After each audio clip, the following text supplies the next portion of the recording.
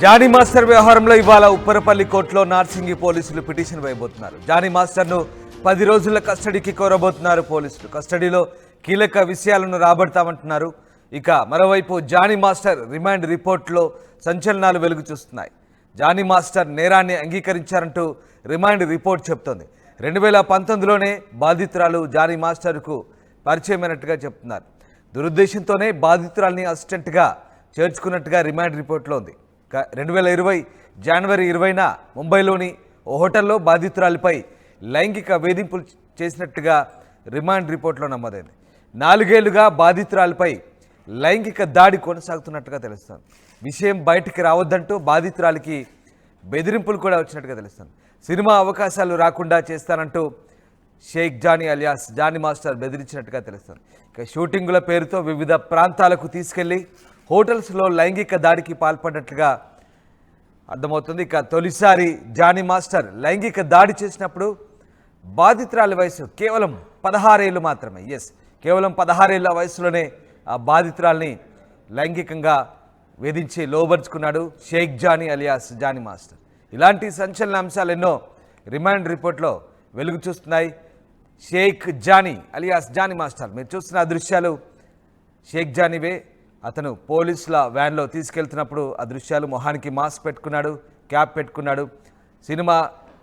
సినిమాల్లో కొరియోగ్రాఫర్గా చేస్తూ అలాగే రియాలిటీ షోలో మనకు కనిపించే ఆ జానీ మాస్టరే ఇప్పుడు మొహానికి గుడ్డేసుకొని మొహం చాటు పెట్టుకొని వెళ్తున్నాడు పోలీస్ వ్యాన్లో.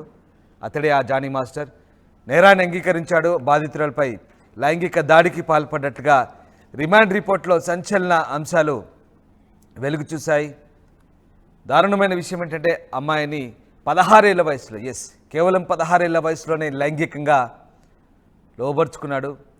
సినిమా అవకాశాలు ఇవ్వనంటూ బెదిరించడంతో రావంటూ తన దగ్గర కొరియోగ్రాఫర్గా లేదా ఆ ఫీల్డ్లో సరైన అవకాశాలు దక్కవంటూ బెదిరించడంతో అమ్మాయి లైంగికంగా లొంగిపోయినట్టుగా తెలుస్తుంది. పెట్రిషియా జైన్ అవుతున్నారు. పెట్రిషియా, ఇవాళ ఉప్పరపల్లి కోర్టులో నార్సింగి పోలీసులు పిటిషన్ వేయబోతున్నట్టుగా తెలుస్తోంది. ఎన్ని రోజుల కస్టడీ కోరబోతున్నారు పోలీసులు?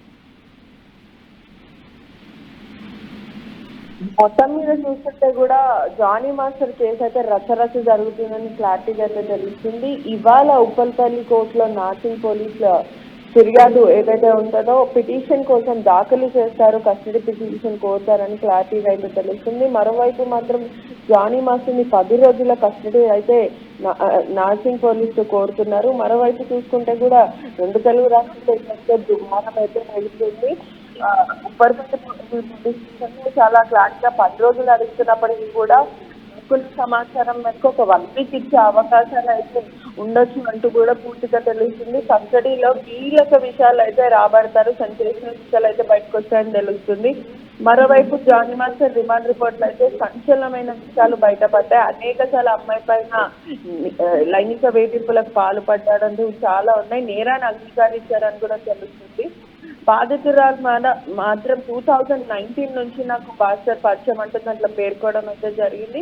అసిస్టెంట్గా చేరుకున్నాడు. ఆ తర్వాత 2020లో జనవరి 20 రోజు లైంగిక వేధింపులకి పాల్పడ్డాడు. బలవంతంగా నన్ను బెడ్ మీద తోసి మరి ఇటువంటివి పాల్పడ్డారు. రేపటం నా మీద చేశాడంటూ ఎవరైతే బాధితురాలు పేర్కొని జరిగింది. ఒకవైపు విషయాన్ని బయటకు రాకుండా సినిమా అవకాశాలు ఇవ్వను, జాబ్ ఇవ్వను, నా దగ్గర నుంచి అసిస్టెంట్గా తొలగిస్తానంటూ షూటింగ్ పేర్లు పెట్టుకొని వివిధ ప్రాంతాలకు ముంబై, బెంగళూరుకి తీసుకెళ్లి హోటల్స్లో తనని పెట్టి అక్కడ లైంగిక వేధింపులకు పాల్పడ్డాడు. తొలిసారి ఎప్పుడైతే జానీ మాస్టర్ లైంగిక వేధింపులకి పాల్పడ్డాడో అప్పుడు తను మైనర్గా తెలుస్తుంది. 16 years బాలిక అని పూర్తిగా అయితే తెలుస్తుంది. ఒకవైపు కూడా జానీ మాస్టర్ ఏదైతే స్టేట్మెంట్ ఉందో అది బయటకు వస్తే అసలు జానీ మాస్టర్ ఏం చెప్పాడండి. యూజువల్ మనం చూస్తున్నట్టయితే ఇప్పటికే నేరాన్ని ఒప్పుకున్నాడని అయితే క్లారిటీగా అయితే తెలుస్తుంది రిమాండ్ రిపోర్ట్లో అని. కొన్నిసార్లు మాత్రము పోలీసులు అయితే దాంట్లో పేర్కోవడం అయితే జరుగుతుంది. అంటే ఎందుకు అరెస్ట్ చేస్తున్నారో కోర్టుకి ఎక్స్ప్లెనేషన్ ఇవ్వాలి కాబట్టి నేరాన్ని అంగీకరించాడు అంటూ దాంట్లో ప్రతి రిమాండ్ రిపోర్ట్లో కూడా యూజువల్లీ అదే ఉంటుంది. కానీ చూడాలి అసలు జానీ మాస్టర్ స్టేట్మెంట్లో ఎటువంటి విషయాలు ఎటువంటివి బయటకు వస్తాయని పూర్తిగా అయితే తెలుస్తాయి. ఇవాళ మాత్రం ఉప్పర్పల్లి కోర్టులో పిటిషన్ అయితే దాఖలు చేస్తున్నారు. 10 రోజుల కస్టడీ పిటిషన్ కోరుతున్నారు. మొత్తం మీద అయితే ఉప్పరపల్లి కోర్టులో సుమారుగా 5 నుంచి 6 రోజులు కస్టడీ ఇచ్చే అవకాశాలు ఉన్నాయని కూడా మొత్తం మీద తెలిసింది. ఇప్పటికే దుమారం రేగుతున్నప్పటికీ కూడా రిలీజన్ ఫ్యాక్టర్స్ కూడా బయటకు వస్తున్నాయి. మత మార్పిడి అని, మరోవైపు లైంగిక వేధింపులు, సెక్షువల్ అఫెన్స్ అంటూ చాలా మంది కూడా ఆడవాళ్ళు మద్దతుగా బాధితురాలకి చాలా మంది బయటకు వస్తున్నారు. ఆల్రెడీ విమెన్ కమిషన్ ఉంది. విమెన్ కమిషన్ పూర్తిగా డాన్సర్స్ తో చర్చిస్తుంది. ఏదైతే జానీ మాస్టర్ కి సన్నిహితంగా ఉన్న చుట్టుపక్కల ఉన్న సరౌండింగ్స్ వాళ్ళే కానీ, అసిస్టెంట్ గా చేసిన వాళ్ళే కానీ, ఈ అమ్మాయికి తెలిసిన వాళ్ళు డాన్సర్స్ కానీ అసలు నిజంగా వీళ్ళిద్దరి మధ్యలో రిలేషన్షిప్ ఉండేనా, మ్యూచువల్ కన్సర్న్ ఉండేనా, లేదంటే భయప్రాంతులకు గురి చేసి అమ్మాయిని లోబర్చుకున్నాడు అనే విధంగా పూర్తిగా దర్యాప్తు అయితే చేస్తున్నారు పోలీసులు. ఒకవైపు చూసుకుంటే పోలీసులు, మరోవైపు విమెన్ కమిషన్, మరోవైపు ఛాంబర్, మొత్తం మీద కూడా అందరూ సుమారుగా ఒక 4 అసోసియేషన్ కలిసి ఈ కేసుని ఛేదించే ప్రయత్నం చేస్తున్నారని పూర్తిగా తెలుస్తుంది. Right, yes, thank you Patricia. ఇది ఇవాళ ఉప్పరపల్లి కోర్టులో జానీ మాస్టర్ కస్టడీ కోరబోతున్నారు పోలీసులు. 10 రోజుల కస్టడీ కోరే అవకాశాలు కనిపిస్తున్నాయి. ఇక కీలక విషయాలను రాబట్టేందుకే 10 రోజుల కస్టడీ అడుగుతున్నారు. మరోవైపు జానీ మాస్టర్ రిమాండ్ రిపోర్ట్లో అయితే అనేక సంచలన అంశాలు వెలుగు చూస్తున్నాయి. ఇక జానీ మాస్టర్ నేరాన్ని అయితే అంగీకరించినట్టుగా రిమాండ్ రిపోర్ట్ చెప్తుంది. ఇక జానీ మాస్టర్ వ్యవహారంలో లాయర్లు కూడా స్పందించారు. ఏం మాట్లాడారు ఒకసారి చూద్దాం.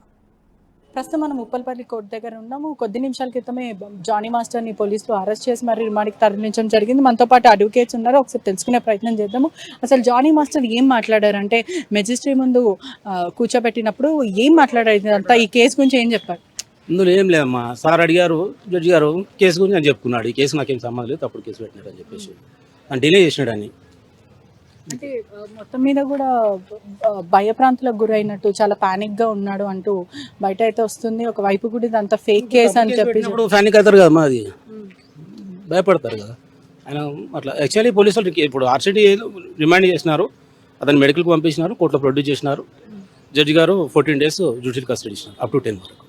మొత్తం మీద కూడా హెల్త్ కండిషన్ కూడా కొంచెం బాగాలేదు అంటే పంపించారు, అలా బాగానే ఉంది. ఆల్రెడీ మెడికల్ సర్టిఫికేట్ కూడా సబ్మిట్ చేసినారు. అన్ని బాగుంటాయి కదా జడ్జి గారు యాక్సెప్ట్ చేసేది. అంటే జడ్జి వైపు నుంచి జడ్జి ఏమన్నారు అంటే, ఇదంతా కూడా కన్సిడర్ చేశారా లేకపోతే జడ్జి గారు రిమాండ్ యాక్సెప్ట్ చేసినారు, 14 days కస్టడీ, జ్యుడిషియల్ కస్టడీ విధించినారు. ఒకవైపు కూడా రేప్ కేసుతో పాటు పోక్సో కేసు కూడా మంజూరు చేయడం అయితే జరిగింది. ఆ ఫైల్లో మొత్తం మీద చూసుకుంటే కూడా ఒకవేళ గిల్టీ ప్రూవ్ అయితే, అదేవిధంగా తప్పు చేశాడు అని తెలిస్తే ఎటువంటి శిక్షలు పడే అవకాశాలు ఉన్నాయి. ఒకవేళ శిక్షలు పడినప్పటికీ కూడా ఇది ఫేక్ కేసు కింద కూడా, ఒకవేళ తను మహిళ ఎవరైతే బాధితురాలు ఇప్పుడు మనం భావిస్తున్నామో ఇది ఫేక్ కేసుగా ఒకవేళ మంజూరు అయ్యి ఉంటే తనకి ఎటువంటి శిక్షలు పడే అవకాశం, తన మీద ఏమైనా కోర్టు చర్యలు తీసుకుంటారు? గిల్టీ అయితేనా? యాక్చువల్లీ యాజ్ పర్ లా ప్రకారం అయితే లైఫ్ ఓన్ పనిష్మెంట్. ప్రూవ్ అయితే లైఫ్ పడవచ్చు, ప్రూవ్ కాకపోతే అక్విటల్ కూడా కావచ్చు.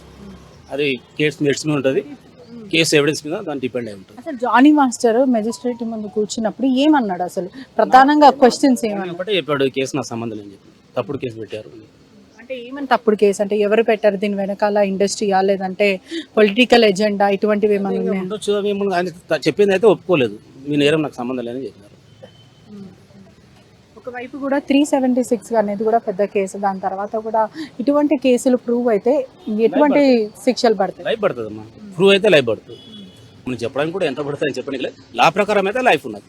506 మరియు 323 కేసుల కింద కూడా ఉన్నాయి. ఇవంతా కూడా పరిగణిస్తే ఫేక్ కేసు అని చెప్తున్నారు. 506 వచ్చి రిటర్న్ విత్ దేర్ కాన్సిక్వెన్స్, భయపెట్టి ఇచ్చిండు అని చెప్పేసి. 320 వచ్చేసి సింపుల్ ఇంజరీస్ వితౌట్ వెపన్. అంటే ఈ కేసెస్ అంటే ఇప్పుడు తను ఎవరైతే బాధితురాలు ఉన్నారో తను పూర్తిగా ఎవిడెన్స్ ప్రొవైడ్ చేసిందని అంటారు. ఏ విధంగా ఇప్పుడు చెప్పడానికి లేదు, ఇంకా ఎవరు పోలీసులు ఇంకా చార్జ్ షీట్ ఎవిడెన్స్ ప్రొడ్యూస్ చేయలేదు, ఇంకా చార్జ్ షీట్ ఫైల్ ఇప్పుడు ఏంటో చెప్పడానికి ఉంటారు, ఇప్పుడు ఏం చెప్పడానికి ఉండదు. ఇప్పుడు ఓన్లీ రిమాండ్ చేసినారు, వాళ్ళని అలిగేషన్ వచ్చింది కంప్లైంట్ మీద, అరెస్ట్ చేసి రిమాండ్ చేసినారు, యాక్సెప్ట్ అయింది. యాక్చువల్ అయితే ఉన్నది, యాజ్ అడ్వకేట్గా అయితే చెప్పవచ్చు, ఉన్నది మెరిట్స్ మీద, అది జడ్జి మీద ఆధారపడి ఉంటుంది. సార్ ఇవ్వాలా లేదా అని చెప్పేసి ఆర్గ్యుమెంట్ మీద కన్విన్స్ అయితే సార్ ఇస్తారు, లేదంటే మనం సెకండ్ చేసుకోవాలి, అప్పీల్ ఇవ్వాల్సి వస్తుంది, లేక చార్జ్ షీట్ ఫైల్ అయిన తర్వాత కూడా రావచ్చు.